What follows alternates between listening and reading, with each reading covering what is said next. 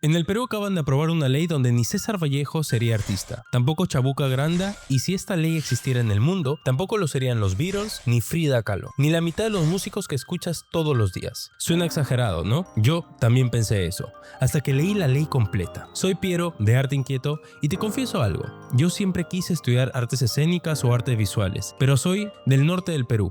Y esa carrera simplemente no existe acá. Así que, según esta nueva ley, yo tampoco sería un artista. Hoy vamos a responder una sola pregunta. ¿Puede el Estado decidir quién es y quién no es un artista? Y te adelanto algo. Esto no es solo un tema peruano. Pasó en Cuba, está pasando en Argentina y está en Hollywood. Y al final te voy a mostrar que algo casi idéntico ya fue declarado hace 40 años. Una violación a la libertad de expresión. Quédate, porque esto te va a importar aunque no seas artista.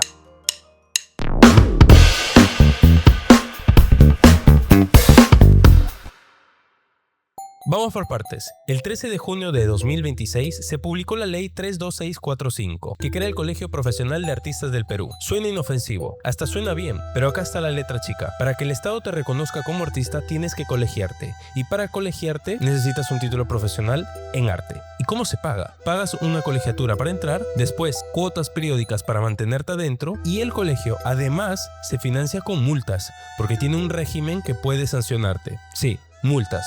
Como lo resumió un columnista, el arte ahora con sello, trámite y colegiatura. Y por si fuera poco, la ley llevó envuelta en un escándalo político, una cláusula que muchos vieron dirigida contra cierta funcionaria, lo que hizo sospechar que esto no se trata realmente del arte. Pero démosle el beneficio de la duda, porque alguien podría decir, Piero, ¿qué tiene de malo profesionalizar el arte? Buena pregunta. Vamos a tomárnosla en serio. Mito 1.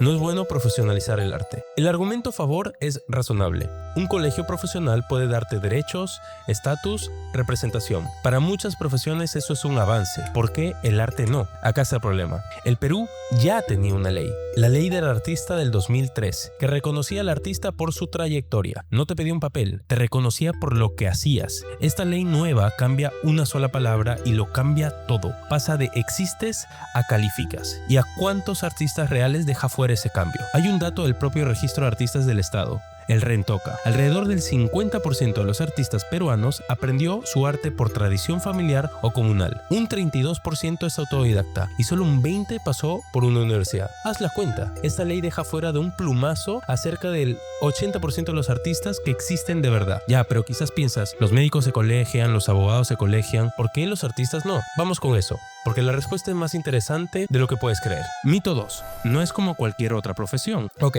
¿por qué se colegia un médico? Porque si hace mal su trabajo, alguien se puede morir. Porque un ingeniero, un arquitecto, porque si calculan mal, un edificio se cae. Los colegios profesionales existen para regular la mala praxis que daña a terceros. Ahora dime, ¿qué daño a terceros causa un mal poema? Una canción fea, una pintura que no te gusta. Ninguno. El arte no tiene mala praxis que castigar. Por eso, la gestora cultural Patricia Salinas lo dijo sin rodeos. En ningún país del mundo existe un colegio de artistas. En ninguno.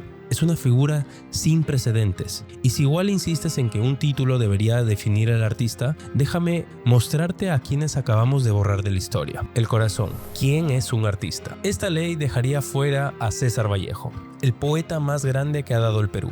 Vallejo no tenía un título de arte. Dejaría fuera a Chabuca Granda. La mujer que llevó la música criolla al mundo nunca estudió música. No sabía leer una partitura. Ella misma lo decía. No leo música. Grito lo que compongo. Y no es solo el Perú. Si esta ley existiera en el mundo, mira a quienes borraría. Los Beatles. Sí, los Beatles no sabían leer una partitura. Eran autodidactas. Michael Jackson nunca estudió música formalmente. Aprendió cantando y bailando desde niño. Y aquí viene controversial. Bad Bunny, el artista latino más escuchado del planeta, no tiene un título de música. Cantaba en el coro de su iglesia, empacaba en un supermercado y subía sus canciones a SoundCloud entre turno y turno. Billie Eilish creció estudiando en casa y compuso sus primeros hits en su cuarto con su hermano. Y obviamente Frida Kahlo, que aprendió a pintar sola en una cama recuperándose de un accidente.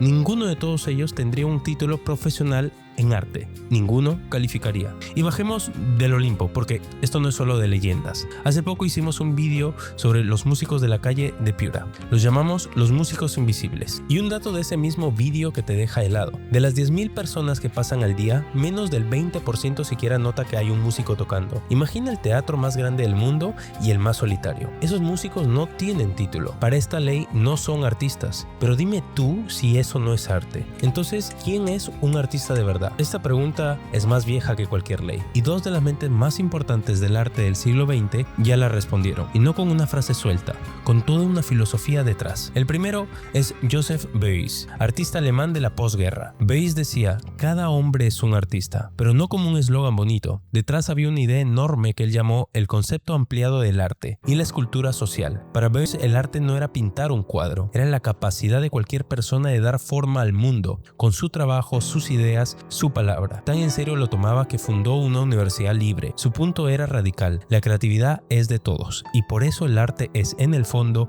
un acto de libertad. Lo opuesto exacto a pedir un permiso. El segundo es Augusto Boal, brasileño, creador del teatro del oprimido. Y su historia importa. Boal creó su teatro bajo la dictadura militar de Brasil. Lo encarcelaron, lo torturaron, lo exiliaron. Su teatro convertía al público en espectadores, gente común que subía al escenario a ensayar su propia liberación. Boal derribó el muro entre el artista y el espectador y dijo algo que asusta a cualquier gobierno. Todos somos artistas. Para él, el arte era el arma de los que no tienen poder. Otra vez, lo contrario a un colegio que decide quién puede entrar. ¿Ves el patrón? Beuys y Boal, desde mundos distintos, dijeron lo mismo. El arte es universal y vive de la libertad. Un título no te hace artista, el arte sí. Y el arte de verdad se construye en la calle, en los talleres, en las comunidades, en el cuarto de un chico empacando en un súper, no en un certificado. Pero acá viene la parte que me hizo agarrar la cámara, porque esto no va solo de quién es artista, va de algo más peligroso, de qué se puede decir. Piénsalo un segundo. Cuando le das a alguien el poder de decir quién es artista, le das también el poder de decir qué arte se permite. Y de ahí a la censura hay un solo paso. ¿Suena paranoico? No lo es. Y te lo voy a probar con un caso real. En 1985, Costa Rica tenía una ley que obligaba a los periodistas a colegiarse para poder ejercer. Igual que esta ley, pero con periodistas. El caso llegó a la Corte Interamericana de Derechos Humanos. ¿Y sabes qué resolvió la Corte? Que la colegiatura obligatoria de periodistas es incompatible con la libertad de expresión. Su razonamiento fue clarísimo. Las razones que justifican colegiar a un médico o a un ingeniero no sirven cuando hablamos de expresión, porque obligar a una licencia para expresarse limita un derecho que tiene todo ser humano. Ahora, conecta los puntos. Si exigir una licencia para que un periodista se exprese viola la libertad de expresión, ¿qué crees que pasa cuando exiges una licencia para que un artista se exprese? Porque el arte es, antes que nada, expresión. Por eso varios juristas en el Perú ya lo están diciendo con todas sus letras. La puerta de la censura ya está abierta. Y lo más inquietante es que esto no está pasando solo en el Perú. Déjame contarte 3 historias. Primera historia. Cuba 2018. El gobierno de Miguel Díaz-Canel saca el decreto 349. ¿Sabes qué decía? Que ningún artista podía presentarse en público, ni siquiera en privado, sin autorización del Estado. Léelo otra vez. Necesitabas el permiso del Estado para hacer arte, casi calcado a lo que acaba de pasar en el Perú. ¿Y qué pasó? Los artistas explotaron.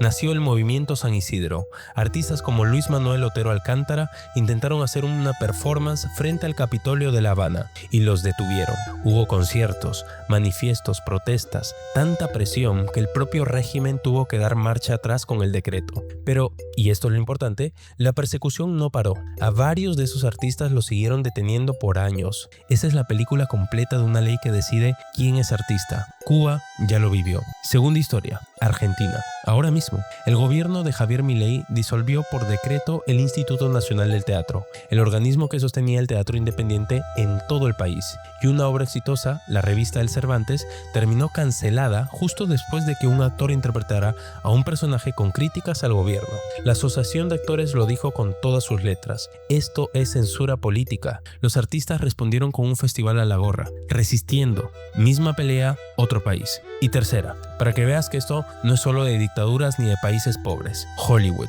2026. El director Luca Guadagnino terminó una película llamada Artificial, con Andrew Garfield haciendo de Sam Altman, el creador de OpenAI. La película estaba lista y de un día para otro Amazon la dejó caer.